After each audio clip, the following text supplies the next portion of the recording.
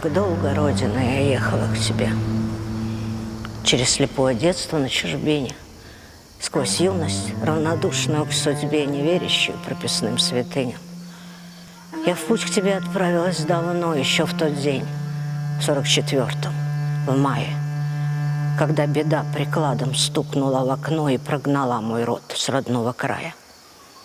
Пускай я родилась десятки лет спустя, в моей крови стучит воспоминание и душит горло боль, рассудок мой мутя. Я там, я среди них, начавших путь в изгнании. Мне мать велела в узел завязать Коран, отцов кисет и горсть пшеницы, а мне важнее было куклу взять. Не знала я, что хлеб мне будет сниться. Валу, что к мужу в госпиталь вчера я уходила в легком крепдышине. В том платье я далекий путь прошла. В нем на Урале в зиму в лес валила. В тот день пошла в соседний городок узнать о брате, храбром партизане, а сына, шел ему 4-й лишь годок, везут в Сибирь, меня к Узбекистану.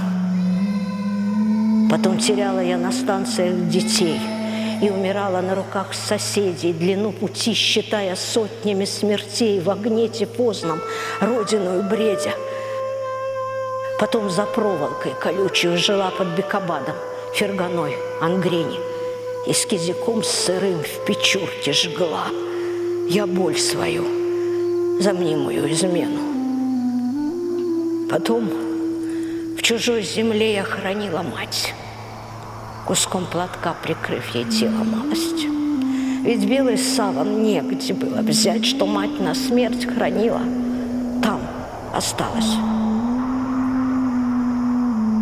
Замешивая глину на слезах, дом строила с 10-летним сыном, его растила в нем, с надеждой в глазах вернуться должен он домой с чужбины.